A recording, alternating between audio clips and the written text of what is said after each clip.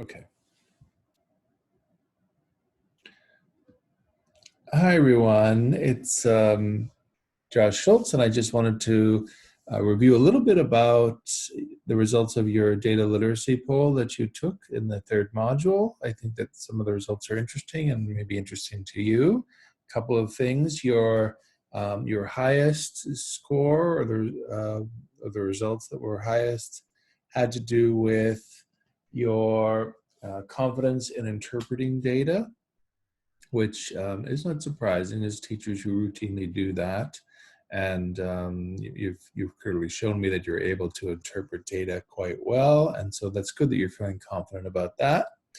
A couple of areas of growth for everyone were related to using data to inform your instruction, and your response to the question that asked whether you had training at the school or district level on how to work with interpreting data and using data to inform your instruction, those correspond or correlate quite strongly. Okay, because if you don't feel confident in your ability to inform your instruction, use data to inform your instruction, you probably haven't received training. So from some of my perspective as a teacher, and as I mentioned, I was a public school teacher for close to 16 years, and part of our work was interpreting data to inform our instruction. We worked in data teams. Some of it was good, some of it was bad, but the highly functioning data teams had a data facilitator and included a number of professional folks in a building who were able to add their perspective in order for it to be an effective team. That's what worked. Teams that didn't work were ones that were very top down and kind of, I'll use this word, push district initiatives rather than the more effective data teams, which investigated issues related to the more immediate needs of the students that the teachers had in front of them on a daily basis. So think about it, how to have a participatory data team, how to make sure that you're inviting all colleagues in order to share their perspectives. It can be colleagues, it can be parents, it can be, should be all educators, administrators, paraprofessionals, those who work with students with special needs, English language learners, depending on what you're investigating, okay? So I noticed this, I'll share this with you too.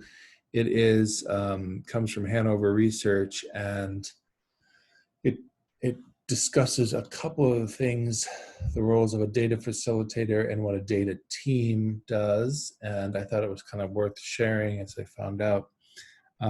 As I was looking at it, it says a data facilitator is an individual. So basically there's a data facilitator. One person needs to be kind of in charge and responsible for setting up the meeting, making sure that each person has a role to play within the group, just like you do anytime you're doing a group project with students. Some person has to be the referee, quote unquote. Some person has to make sure that you're focusing on the agenda, okay?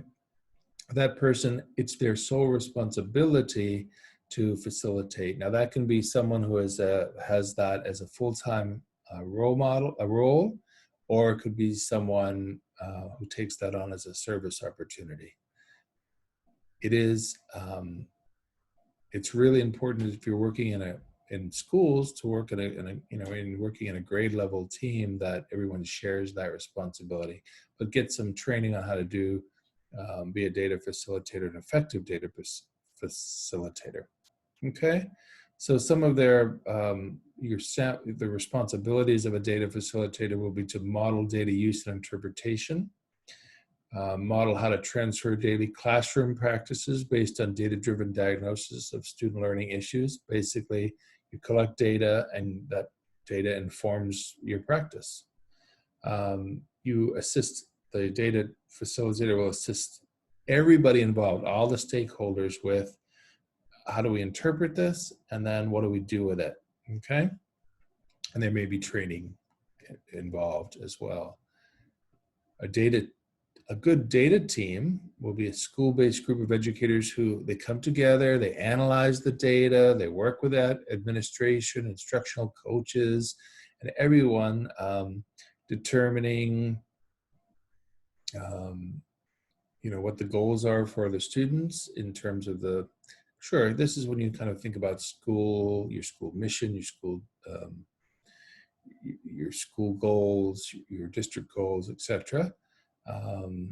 And this team will provide resources and support for data analysis. So the data then will be connected to the professional development, because there's nothing worse than useless professional development. But no, you've taken the data, you've worked together in a team, and that's going to inform your what you want to learn more about in your professional development. And you can enlist the expertise of folks that are already in the school rather than having somebody come from outside. Although your professors and district folks are there to help you with this. But so that's it. I just wanted to share that with you and let you know that I'm very interested in hearing how you're taking up data and how you're taking up data literacy, and I'm enjoying working with you. Okay.